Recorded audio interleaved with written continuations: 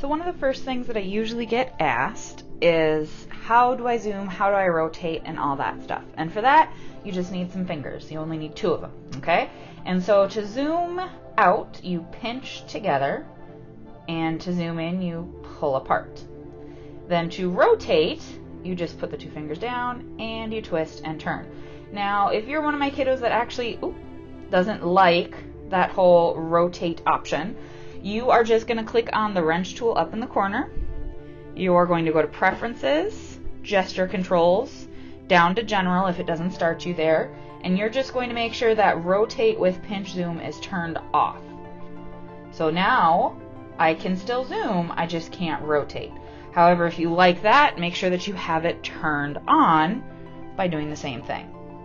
Another common how-to that I get asked is, how do I change my brush size? Okay, so I have this marker one, all right, and that's way bigger than I want. I'm just going to go over here, and I am just going to mess with this. This changes my brush size, and this changes the opacity. So the lower down it goes, the more see-through it's going to be. A quick undo is always really good to know. Over here is the normal undo button, and that's also the redo button, but for a quick undo, you just need 2 fingers and tap, tap, tap, tap. All right, that way you don't have to constantly go back to the button.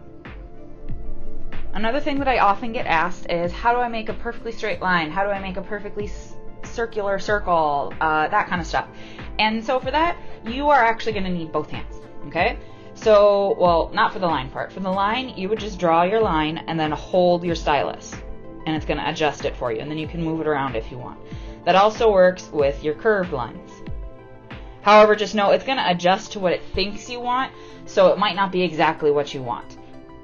All right, now if I want a circle, I am just going to draw my circle, hold so that it smooths it out, and then put my finger down to get my nice perfect circle. Okay? Can also do that for squares. Hold my square, so my lines straighten out, and there's my nice perfect square. Alright, now we're going to talk about layers a little bit. So I am going to draw something on this layer. I'm going to draw a nice little heart here. And then let's say I want stuff to be layered on top of that. These are my layers up here.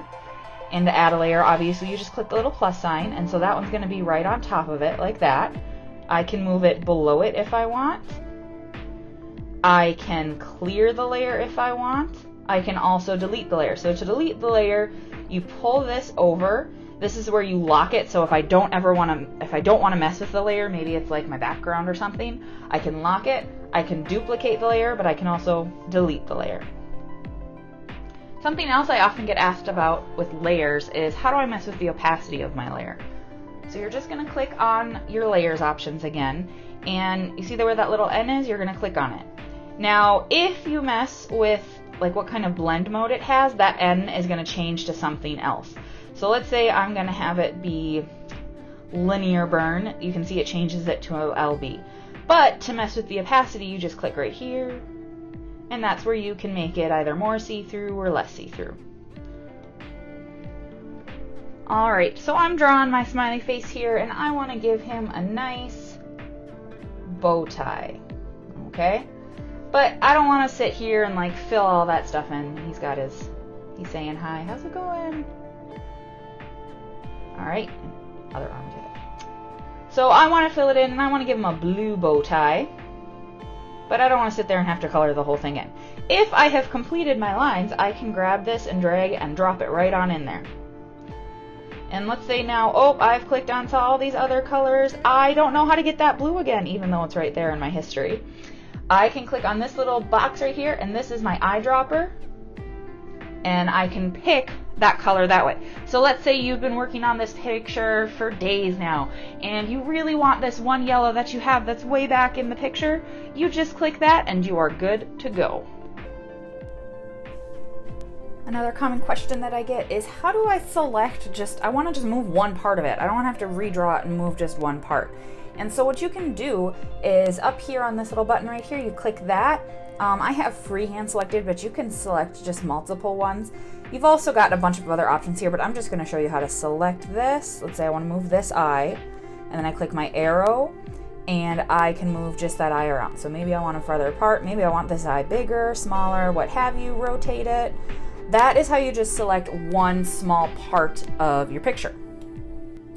And then last but not least, one of the questions that I get asked quite frequently is, Ms. Colbert, I really have a picture that I want to be working from, but it's on my iPad, but I don't want to make it a layer, and I'm kind of sick and tired of splitting my screen. Is there any way that I can do that? So, I mean, you can, like I said, you can make it its own layer, but they've also got this tool where if you click up here, you click on your canvas, you can click on a reference. And so you can reference a specific canvas, you can reference an image where it'll like go through your images, and you can, so I can pick, like, let's say I want to reference this picture right here for some reason, and I can zoom and all that, or I can't zoom, but I can move it and all that stuff. So now I can reference that picture while I'm drawing, and it's not on my actual picture. If I want to get rid of it, I just click up here and turn it off.